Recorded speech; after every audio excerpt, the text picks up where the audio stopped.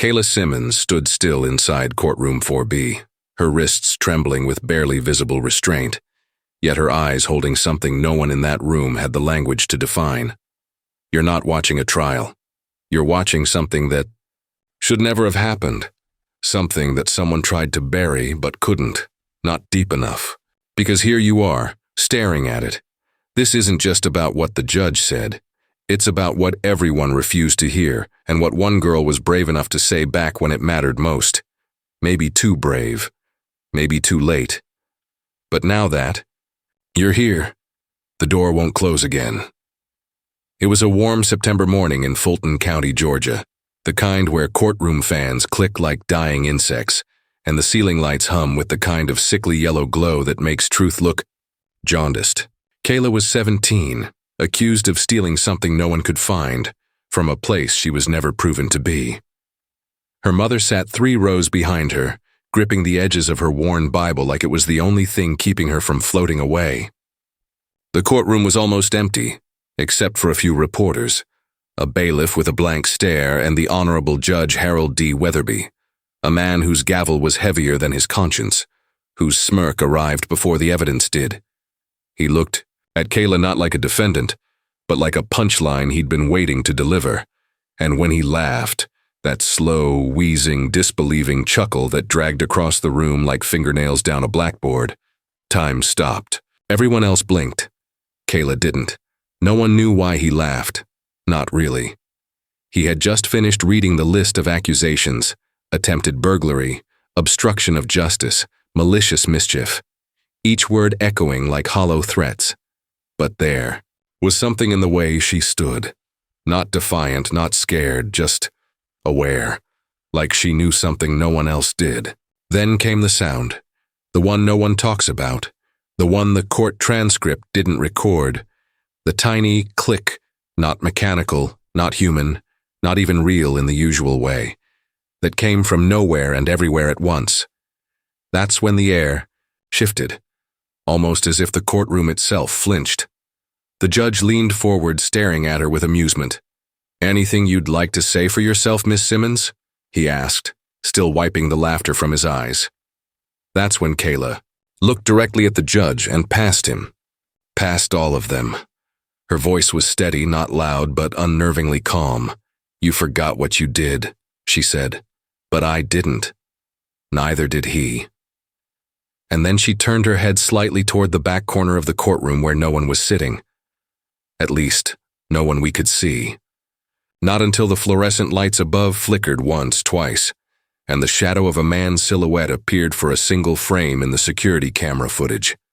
A silhouette that didn't match anyone in the room. A silhouette that shouldn't have moved but did. That video never aired. The courtroom denied its existence. The judge retired 2 days later without comment. Kayla? She was gone by nightfall. Vanished. Her mother found her bedroom window open, Bible untouched on the nightstand. A single note left behind on her pillow in handwriting that didn't belong to anyone in the house. "He still hears me. But..." That's not the worst part. The worst part is what happened the next morning, when the courthouse clerk turned on her phone and found a voicemail that hadn't come from any number. The voice was unmistakably Kayla's, but it wasn't her speaking. Not exactly. It was as if she was translating something, repeating words that weren't meant for this world. "He's awake now," she whispered, her voice splitting in static. "And he remembers the trial. He remembers everything." And then the line went dead. Just as the judge's house caught fire from no known source, his phone melted into his nightstand, and the name Kayla was found carved into the wood floor beneath his bed. But here's the question no one dared ask out loud. What if Kayla wasn't exposing the truth? What if she was the truth and the judge was just the first one to laugh? There's more, a lot more. But if I tell you what happened next, you won't sleep. You won't unsee it. And once you know how deep this goes, you'll wish you hadn't pressed play, because the next person to vanish left behind something even stranger. A heartbeat, still echoing inside a courtroom that hasn't been used since. The courtroom sits, empty now, the echoes of that day stretching out like a wound that never quite healed. But if you think what you saw, the laughter, the vanishing, the impossible shadow, is something solid, something you can pin down like a news story or a viral clip, you're already slipping. Because the truth isn't a line, it's a tangle. Knotted tight in places you can't reach, tangled in the quiet spaces where memory blurs and reality folds in on itself. And Kayla? She might never have been here at all. I want you to hold that thought as you listen closely, because what I'm about to share will unsettle the ground beneath your feet. It begins with something small, a sound, a crackle in the audio, barely noticeable if you don't strain for it. You see, the footage of that day, the one they say was erased, isn't entirely gone. Fragments survive. But when you play them back, the voice you think you hear isn't always Kayla's. Sometimes it's layered, distorted, like two people, speaking in a language you can't quite catch, or maybe one person split in two, arguing with herself. And those glitches, they aren't just technical errors. They're windows into something fractured, like a mind splintered by trauma or maybe something far darker. That's where Detective Marcus Lane comes in, though whether you trust him is another question entirely. His badge is real enough, and his eyes carry the weight of years spent chasing ghosts in a city that's quick to forget. But Marcus has his own shadows. He tells you about Kayla's case with a kind of weariness that feels like guilt folded into every sentence. He says the judge's laughter was recorded, but only on tapes no one else can find. And the videos of the courtroom?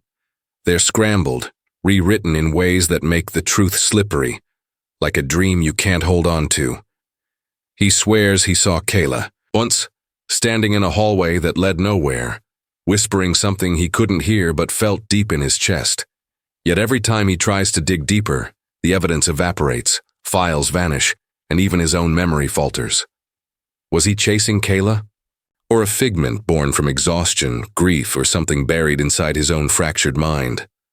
You want clarity. You want proof. But Marcus warns, sometimes what we think is a puzzle to solve is just a trap. The brain plays tricks on us when pushed too far. Memories twist, voices echo where no one spoke, and fear settles like a thick fog that blinds you to the edges of reality. What they don't tell you, the thing that no one wants you to remember, is that sometimes the worst mysteries aren't about who did what, but about what you're willing to believe.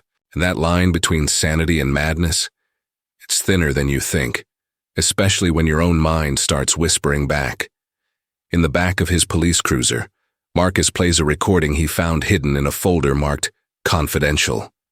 The voice on the tape, cracked, hesitant, sounds like Kayla at first, but then it warbles into something else entirely, like a fractured mirror reflecting a face you don't recognize.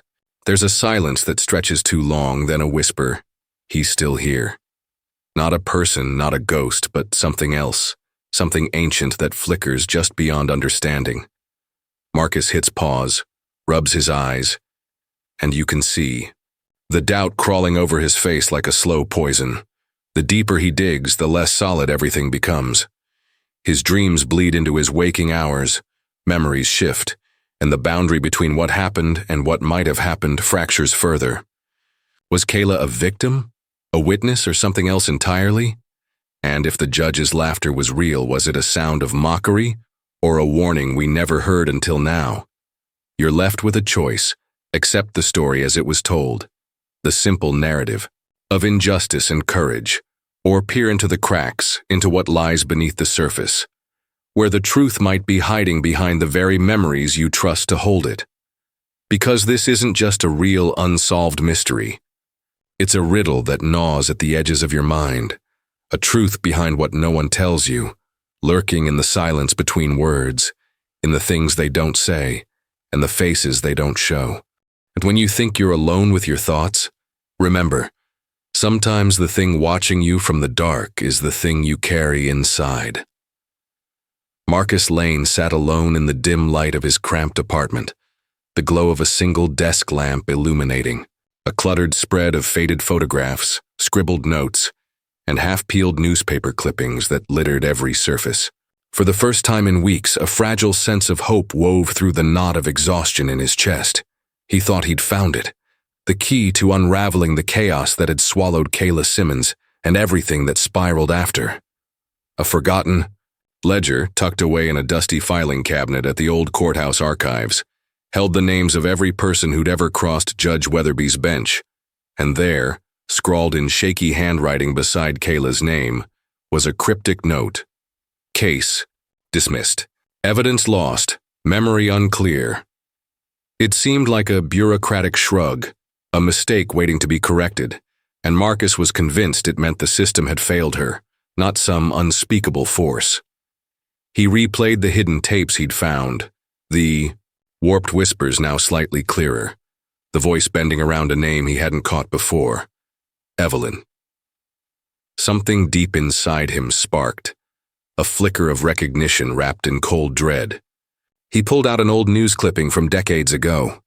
A young woman named Evelyn Winters vanished from the same courthouse under eerily similar circumstances. The parallels were uncanny, the laughter, the vanishing, the unexplained voices, all echoing Kayla's ordeal as if history was folding back on itself. It felt like a revelation, a hidden truth finally uncovered. Marcus leaned back, eyes closed, a weary smile breaking through his worn face. Maybe, just maybe, the puzzle was coming together, but then the memory cracked. The edges of his confidence began to crumble like fragile glass as he dug deeper into Evelyn's story. The more he uncovered, the more his own past seeped into the shadows. A memory glitch surfaced, something he'd buried long ago. A summer night from childhood when he'd heard his mother whispering on the phone about things that watch, things that wait.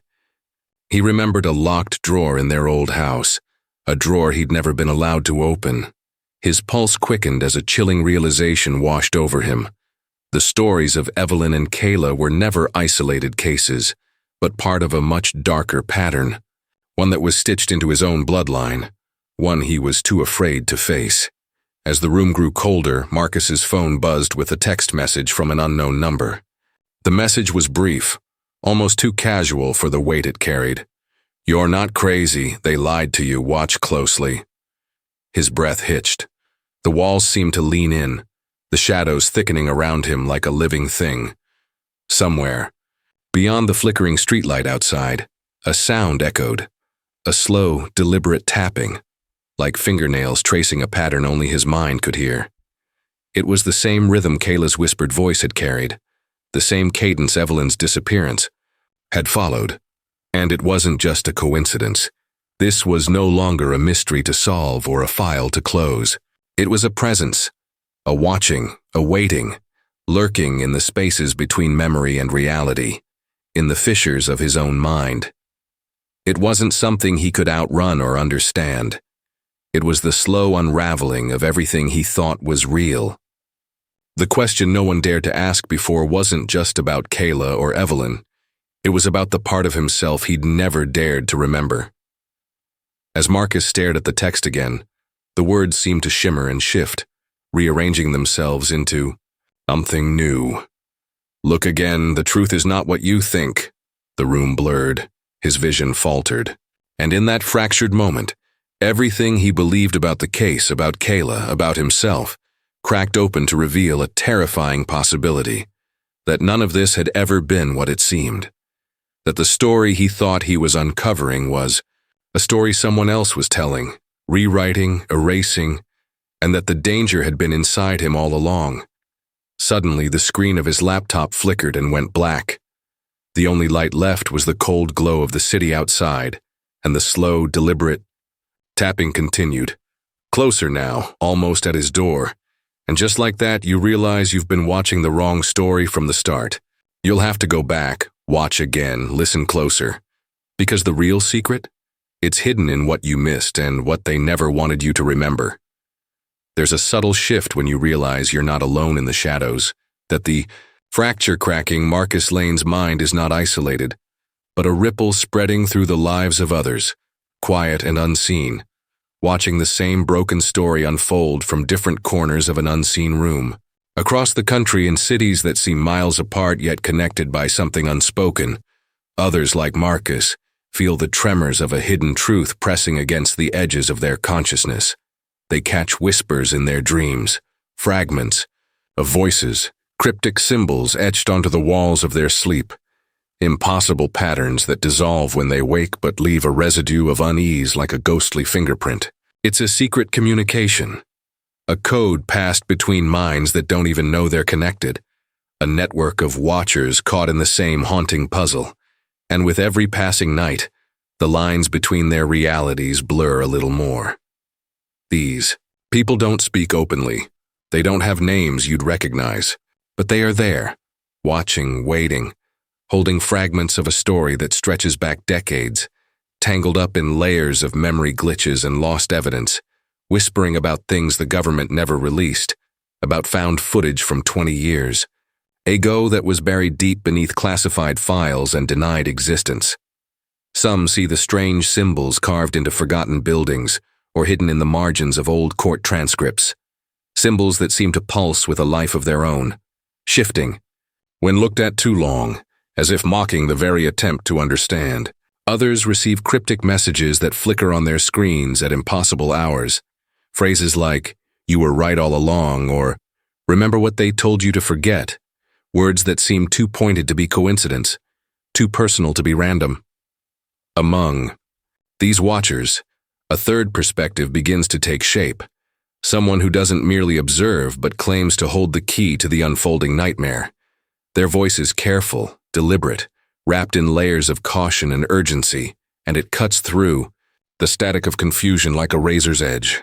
They speak of forces that manipulate memory itself, bending reality to a will unseen, suggesting that the fractures in Marcus's mind, and in those of the watchers scattered across the nation, are not symptoms of madness, but of a deeper, more insidious control. They hint at experiments not just on bodies, but on the very fabric of identity, memories rewritten like scripts, truths hidden beneath layers of deception so dense no one can ever fully grasp them.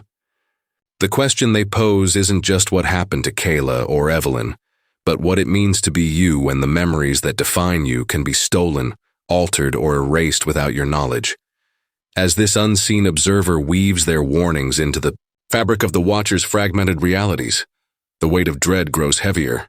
The viewers themselves begin to feel it, not just as passive onlookers but as participants caught in a web of influence, as if the very act of watching, of knowing, pulls them deeper into a narrative that bends and twists beyond control. The sense of identity shifts and slips. Names, faces, memories start to feel like borrowed fragments, as though everyone involved, Marcus, Kayla, the watchers, and even the audience, are pieces of a larger design, forced to play roles scripted by forces that lurk just beyond perception. The symbols, the shared dreams, the messages, they're all threads in a tapestry that no one dares fully unravel. Yet with every fragment uncovered, the question grows more urgent. Who is really telling the truth? Who can be trusted when memories fracture, when identities blur, when the line between control and freedom is not just thin but nearly erased? And most chilling of all, who is watching the watchers? The force behind this doesn't reveal itself, but its presence is palpable, a cold weight pressing down on every thought, every whispered conversation, every shadowed glance. It's a silent puppeteer, pulling at strings woven into the very minds of those desperate enough to search for answers. As the hours grow late and the darkness outside presses in, the last message flickers onto the screen. Not a clue, not a revelation, but a challenge, a promise, a haunting invitation. Look deeper. Remember the forgotten. The real story isn't over, it's just beginning. The screen goes dark, but the feeling lingers. A charged energy that refuses to fade. A whisper that you are no longer just a viewer but a part of something vast, something watching back. The lines between past and present, memory and reality, watcher and watch dissolve into an unsettling question that haunts your every thought.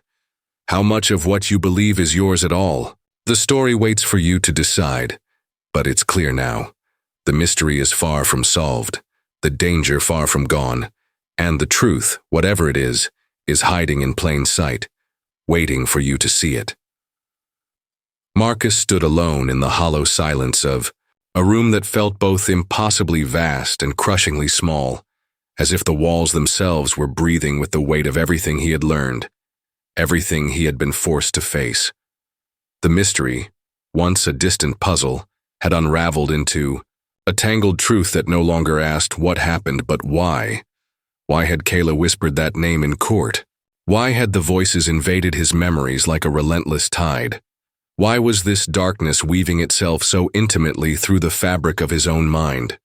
It wasn't just about hidden files or forgotten footage anymore. It was about the fragile, trembling heart of what it means to be human, flawed, searching, desperate for meaning in the face of a world that seemed to bend and break beneath him. In that moment, Marcus felt something raw and unbearable, an ache born from the deepest place inside him, a confession waiting to spill free like poison and balm at once. "I don't know who I am anymore," he whispered, voice cracking under the weight of years he couldn't name, memories half stolen, half fabricated. Maybe I never did. The truth hovered on the edge of his understanding, like a shard of glass that could either cut him free or shatter him beyond repair. To believe it might save him, he had to accept that everything he thought was real might be a carefully constructed lie. To reject it meant living forever trapped in a nightmare of shadows and silence. As the darkness pressed inward, a strange clarity flickered. This was no longer a battle to expose secrets buried in the past, but a confrontation with the essence of identity itself. What if the horror wasn't in the mystery, but in the silence we cling to, the lies we tell ourselves to survive? What if the greatest cruelty was not what was hidden, but how we forget to ask the hardest questions, how we hide from the possibility that the truth might undo us or set us free? The choice wasn't about answers anymore. It was about surrender. Surrender to pain, to fear, to the fragile hope that beneath all the distortion, something human remained. Something real. A single tear traced a slow path down Marcus's cheek as the weight of that revelation settled, terrifying and intimate, like waking from a dream you didn't know you were trapped in, only to find the shadows have followed you home. The screen flickered. The room seemed to pulse with quiet menace and fragile grace, and in that charged stillness, the story held its breath, waiting for what came next. Not closure, but awakening. Thank you for watching. Don't forget to like, share, and subscribe for stories you were never meant to hear. Until next time, remember, some truths don't want to be found.